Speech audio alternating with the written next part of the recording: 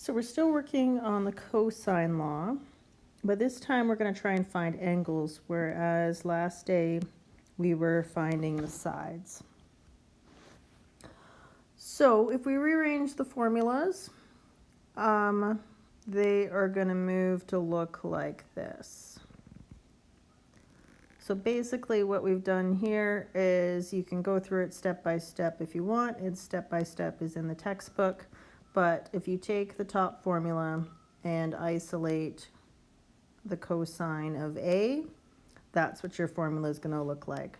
So it's the cosine of whatever angle you're trying to find, equaling the side that is opposite the one you're trying to find squared, minus the squares of the other two sides, all over -2, and then the two sides that are not connected. So to highlight that, the one that you're trying to find, its opposing side is used once. It's the first one, everything else is minused from it.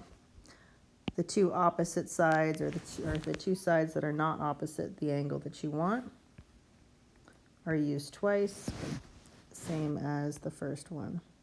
So again, any triangle has capital letters for the angles. The opposite ones are small letters. So the one we're trying to find and its opposite are used once, and the two other sides are used twice in there. So that's one way I remember how the formula works. Example 1, find an angle using cosine law. So there are 3 towns, every time. There are 3 towns, and they are right now connected by 2 roads, but we're building a 3rd road. So a 3rd road is planned that will directly connect Brookside and Hillcliff, which are 16.5 kilometers apart. Find the angle to the nearest 10th of degree between the new road and the existing road from, and then the 2 different angles. So we're looking for a couple different angles. So again, we want to highlight that we're going from the nearest 10th of a degree. They usually ask for a degree, so we want 10th of a degree. Let's finish in this diagram by doing 16.5 kilometers is that angle, or that length there that the new road's going to go on. So right now we aren't given any angle whatsoever, but they want to have the one between Rolling Meadows to Brookside, and from Rolling Meadows to High Cliff. So Rolling Meadows to Brookside,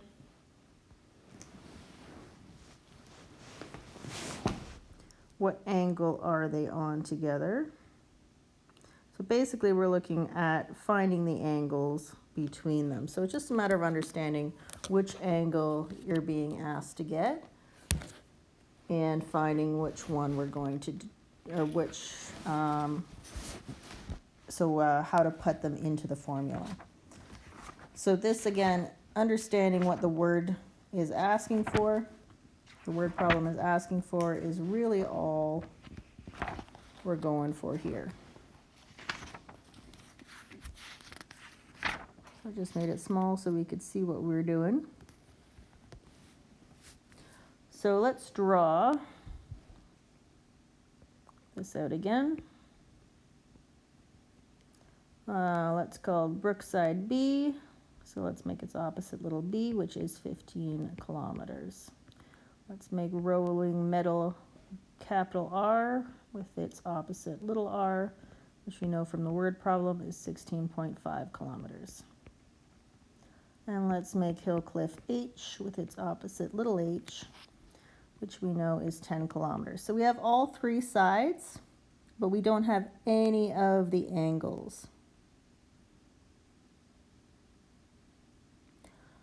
So A, from Rolling Meadows to Brookside.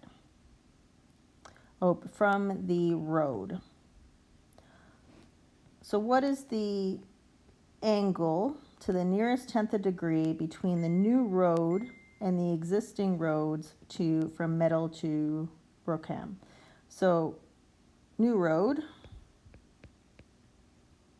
So from the new road to the existing road from Rolling Hill to Brookside. So this is what we're being asked for in question A, is up here. We want angle B, what I've labeled angle B. So if you read back into it, we want to find the angle to the nearest 10th of degree between the new road, which is R, and the existing road from Rolling Meadows to Brookside. So what I've called B and what I've called R. So figuring out which angle they're asking for might be the biggest problem in this one. And then the last one is asked, what about from the new road? So new road being R, to the road from Rolling Meadows to High Cliff. So between those two roads, what's the angle there? So here we're looking for angle H. So now we could go back to our original formula, which would be one we used yesterday. Oops, little r.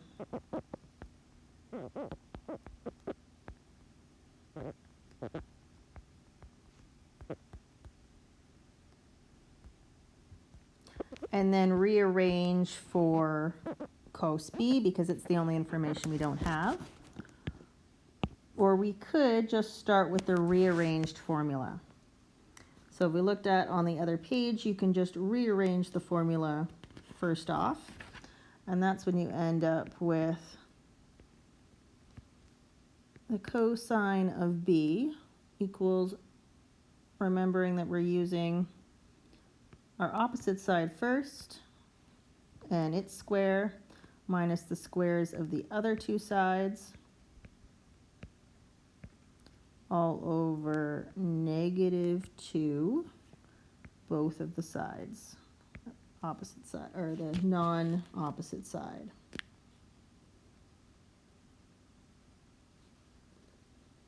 Just double checking that I've written around a formula correctly before I start substituting. All right, so now we know little b is 15, little r is 16.5, minus, and I put the brackets definitely when I'm using minuses, so we make sure, remember that the minus is outside that bracket and not inside that bracket.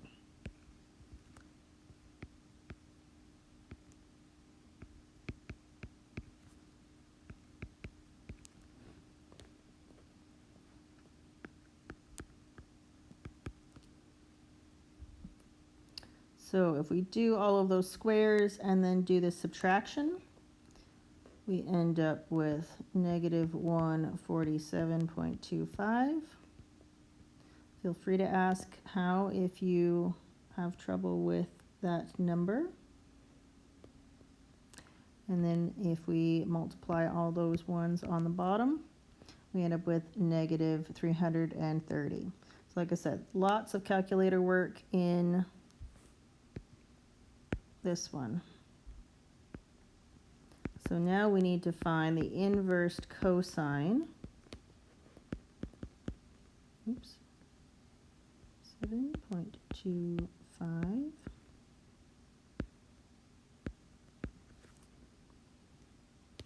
Which gives us an approximate angle when rounding to 1 decimal place, as the question asks, of there. So now we've got 1.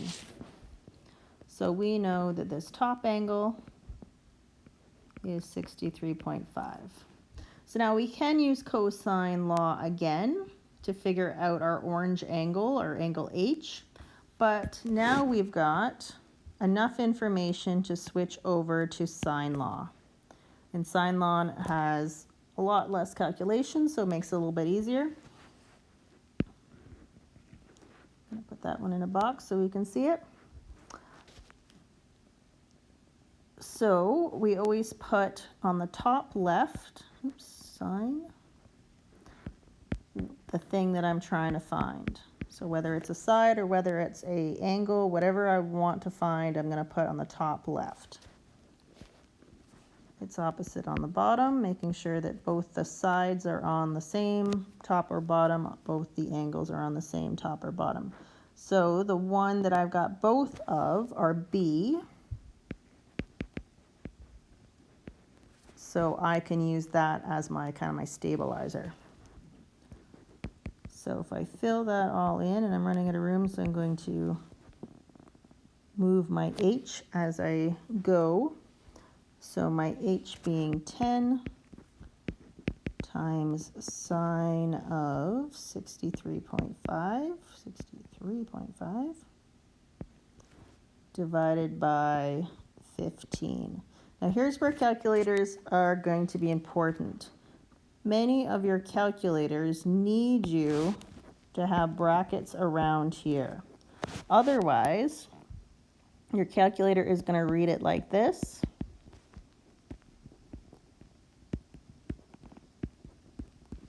And it's going to fill in the brackets around the two numbers.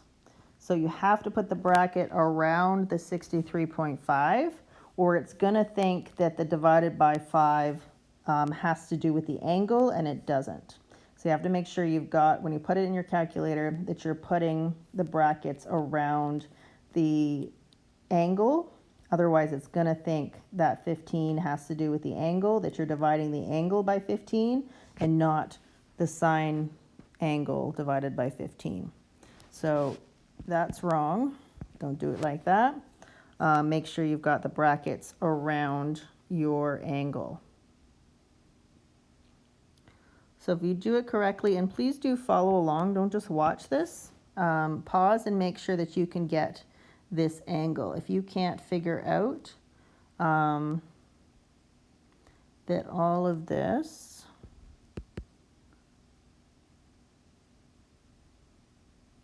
sine H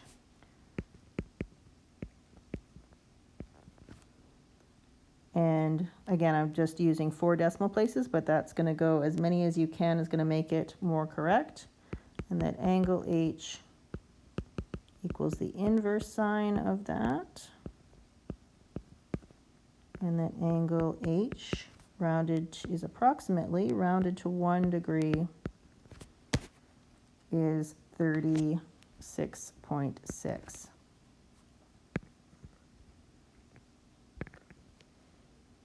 So then I'm out of room, but we can write out a sentence saying that the angle between the new road and the Meadows Brookside Road is 63.5 degrees, and the angle between the new road and the High Cliff Road is 36.6 degrees. And from there we'd be able to find our third angle if I were asked for that. But so the biggest thing to know in this chapter is how to use your calculator. So make sure you're going to use the same calculator. If you're using your phone right now, find a calculator that you could use on an exam. This is the explanation from the textbook. So they showed starting from the original formula and then rearranging it. They also showed starting from the formula we started from and then working from there. And they also moved to the sine law once we get there and wrote out the final sentences. All right, example 2, and I'm just going to do this so that my work keeps, because it keeps dying on me. Runners in a 10K race follow a triangular course. 3 legs of the race in order are 3.8 kilometers, 2.4 kilometers, and 3.8 kilometers. Find the angles between the legs of each pair to the nearest degree. All right, so 3 legs. Let's draw this out.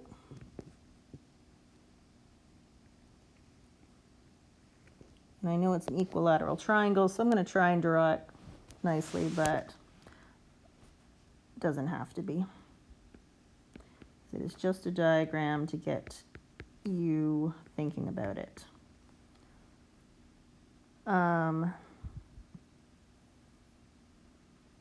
So this is the first length, so let's try and keep the numbers the same. So the first leg, let's call F. So its angle across from it, I'm going to call capital F. So that's the first leg from the start to the first checkpoint. Let's change colors. The second leg I'm going to call little s, which makes the angle across from it big S. And surprise, surprise, I'm going to call the third length little t, which makes the angle across from it big T. The textbook probably does it slightly different. Yeah, it just does A, B, C, but I'm trying to figure out first length, second length, third length. So I'm trying to figure that out. So A is between the first and the second. So if first is an F and second is my S, that A is trying to get this angle. So I could call that angle A because it's the A, but I'm not. So between second and third, is there. It's the question B. And between third and first, your third and your first, so we're looking at angle here. So I think the hardest part, 2 hard parts in these questions are figuring out which angle they're asking for in which question. So thinking about, okay, well, if this is the first length and this is the second length, then they want that angle T. So think about that. It's asking for first and second. There's first, there's second, so they want angle T. So labeling it, draw it, label it, figure out which one are they asking for. I think that's kind of a difficult part. And then knowing how to use your calculator, because it all comes down to that in this chapter, is if you're understanding where to put the brackets and how to use your calculator correctly. All right, so A, angle between the first and the second. So again, I'm going to rearrange cosine law so that it is for my angle T. So I know T is going to, little t is going to be first. It's going to be squared. It's going to minus the other 2 sides squared, or the square of the other 2 sides. All going to be over -2 and the other 2 sides. Then I'm just filling in my info, capital T.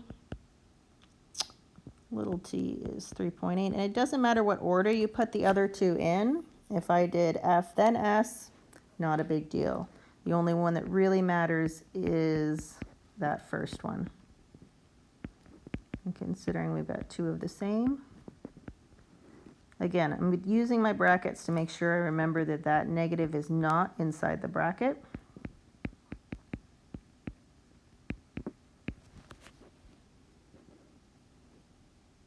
So if I did those squares and did, looks like I've written cost, I would end up with -5.76 over top of -18.8. 0.24, which would make angle T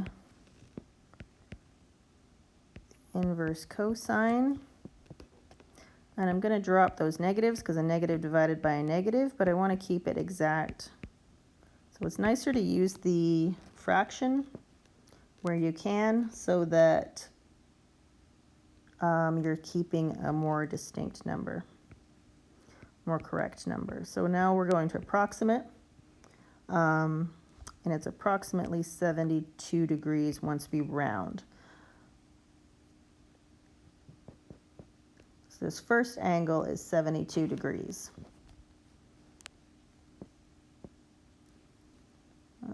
In here.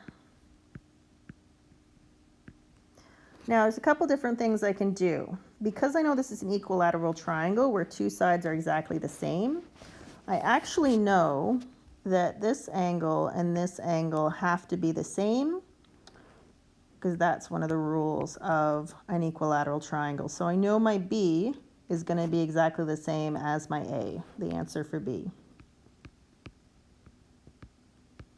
I could also prove that by using the sine law.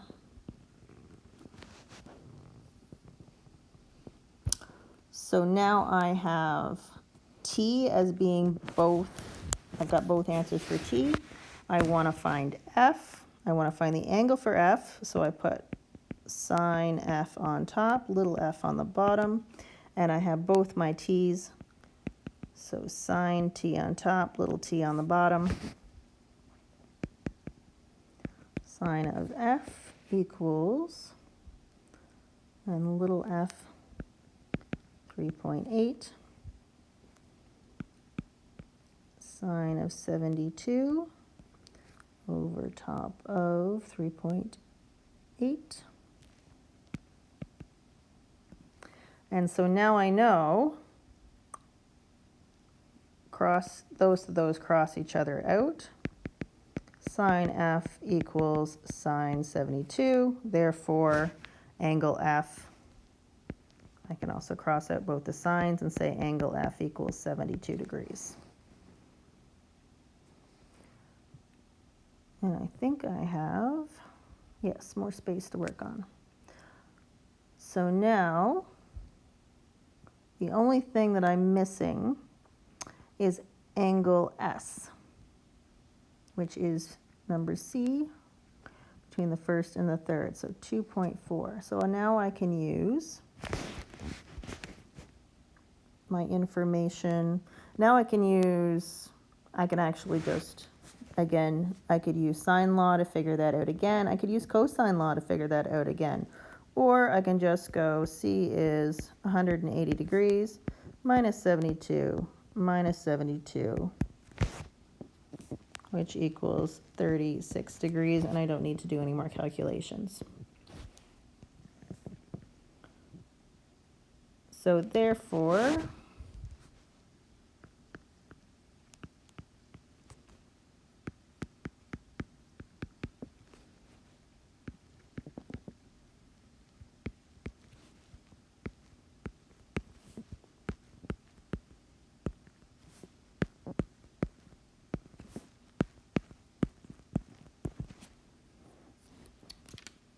in order to give that a sentence, therefore the three angles are answer to number A, 72 degrees, answer to B, 72 degrees, and the answer to C is 36 degrees, approximately, because we did have to round at the beginning here.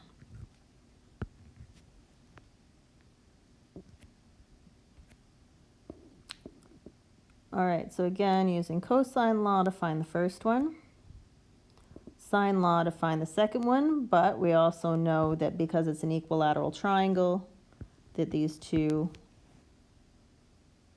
are going to be the same. And then use subtraction from 180 degrees in order to find our third one. But again, we could double check that by using sine law.